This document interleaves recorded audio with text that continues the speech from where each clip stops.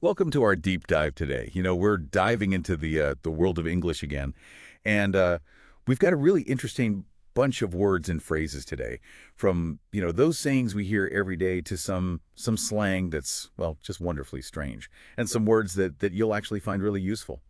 And it really is a journey into how we use language because it's so much more than just, getting information across, right?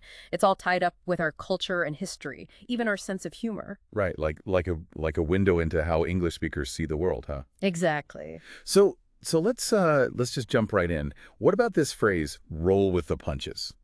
I mean, it's about dealing with stuff, but it's a bit more than that, isn't it? What's the real meaning there? Yeah, it's a particular kind of resilience, being adaptable when things get tough, not being rigid when things go wrong, but adjusting your approach to kind of soften the blow. Not letting it knock you down completely. Exactly. It's strategic, it's a kind of yielding, but not giving up, right? And Yeah. this idea that, flexibility is strength, that's pretty common in many English-speaking cultures. And it comes from boxing, right? Yes. So how did that happen? Well, in boxing, if a fighter sees a punch coming and they move with it, they actually absorb less of the impact. So the idiom takes that physical technique and applies it to life's challenges. Instead of just getting flattened by a problem at work, you got to be flexible and find another way, right? Yeah, yeah. Keep moving forward. Like the example we have here. After losing his job, Mark learned to roll with the punches and started his own business.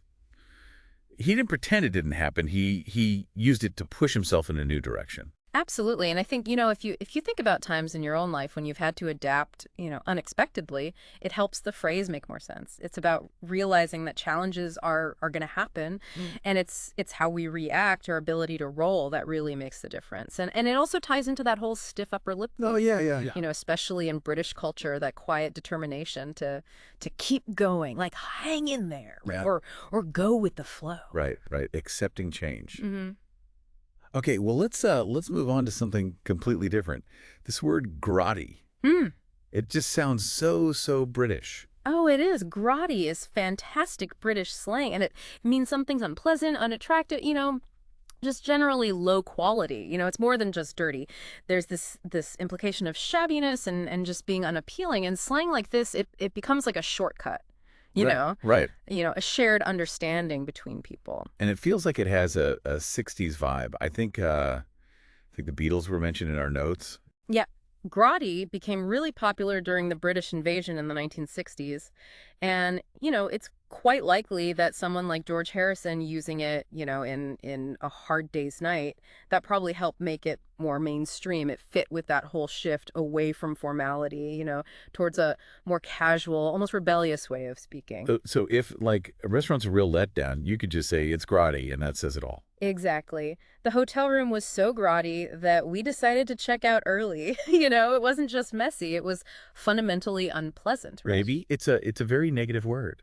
Our source suggests linking it to grotesque. Does that work? I think it does. While grotesque is a much stronger and more formal word, they both have that sense of something being truly unpleasant. So associating grotty with that stronger feeling can help you remember it. And you're right, there are other words that kind of fit in that same area, like shabby or dismal or grungy. But grotty is right there in the middle of all that unpleasantness. Okay, well, from unpleasant to maybe a bit more confrontational. Back Yeah. down. It seems simple, but is there more to it? Yeah, there are subtleties to it. So the basic meaning is retreating, from a position or an argument. But back down often implies that it's not completely voluntary. There's a feeling of pressure or opposition. Maybe the realization that sticking to your guns just won't work. It's more about yielding than changing your mind. So it's not just, oh, you know what, I've thought about it and I've changed my mind. Right, right. It's a bit more reluctant. Yeah, it's conceding often in the face of conflict, an argument, a negotiation, and one side feels like they have to withdraw what they were saying. Like in our example, the company had to back down from its tough stance after receiving numerous complaints from customers. They were forced to change. Exactly. Right. So how can we really grasp this phrase? I think visualizing it helps. Yeah. Picture someone literally stepping back, like they're retreating from a fight. And there's some good synonyms too, like withdraw or yield or capitulate. Capitulate being the most formal, like a complete surrender. Okay, from backing down to something a little more uh, abstract, Right. hypothetical. We use this a lot in discussions, when we're exploring different possibilities. Yeah, hypothetical is key for abstract thinking. It lets us consider things that aren't real, explore those possibilities, have those theoretical discussions. It's essential in science and philosophy, even in strategic planning. It's an academic word, right? Like you'd hear it in a university lecture. Definitely. It's the language of what if. And when we say something is hypothetical, we're saying it's imagination or theory, not necessarily reality. Like our example. In a hypothetical world where everyone is honest, how would society function differently? Yeah, that's a thought experiment. Right. Exploring what might happen based on an imagined premise. And being able to think abstractly like that, using words like hypothetical, that's crucial for innovation and problem solving. And thinking of the word hypothesis can help us remember what hypothetical means. Exactly. They come from the same root, and they both relate to ideas that haven't been proven or might not even be true. A hypothesis is a suggested explanation. It's a hypothetical scenario that you're putting forward to test. And words like speculative or theoretical or conjectural, they all have that sense of being based on assumption, not hard facts. Okay, that connection makes it really clear. Now, let's talk about something a bit more, well, down to earth, something we all do. Spending money. Shell out. This sounds like it has a story behind it. It does. It's a phrasal verb, and it means to spend money, but often reluctantly or because you have to. It feels like the money is being pulled out of you. Like taking a pea out of its pod or a nut from its shell. Yeah, that's a great way to think about it. And the origin goes back to the 1800s, and shell was used figuratively to mean giving something up. So, you have to crack open the shell to get to the valuable thing inside, your money, and then you have to give it away. Like our example, after the unexpected car repair, I had to shell out a considerable amount of money for my savings. Yeah, it really captures that feeling of parting with something valuable because you have to. What are some good ways to remember this phrase? Well, that analogy, that nut-shelling analogy, that's very powerful. Picture yourself really carefully getting that nut out and then having to hand it over. And there's some good synonyms too, like pay out or fork out. Fork out. That sounds painful. Right. And then there are more formal ones like disperse and expend. But the informal ones, they really capture that reluctance, that sense of, ugh, I don't want to do this. Okay, our next word sounds like a commotion itself. Brouhaha. What can you tell us about this one? Brouhaha is a fantastic word for describing noisy excitement, a commotion, maybe even a small scandal. It's a situation where there's a lot of fuss, a lot of public attention, often because of something controversial or unexpected. And it's more than just noise. There's this feeling that something important is causing all the stir, even if it's not really that important. It's like uproar, like commotion, but with a bit more drama to it. And it has interesting origins, doesn't it? It does. It's thought to come from a French expression that originally meant bewilderment or surprise, almost like a confused exclamation.